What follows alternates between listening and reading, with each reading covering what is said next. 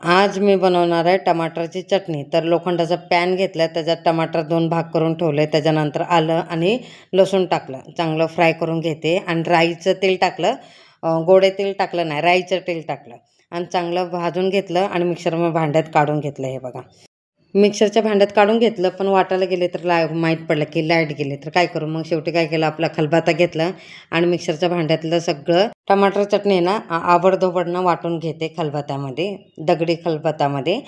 जरा जाडसरत, बारीक पण नाही जाडसरत कुटून घेतलं. त्याच्यानंतर बघा चमच्याने एका प्लेटमध्ये काढून घेते, सगळं काढून घेते. हे बघा,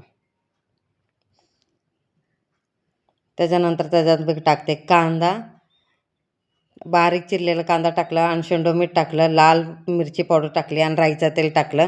व्यवस्थित मिक्स करून घेते. तयार झाली टमाटरची चटणी चपाती बरोबर सोबत खायला. हा व्हिडिओ आवडला असेल तर लाईक, शेअर, सबस्क्राईब करा.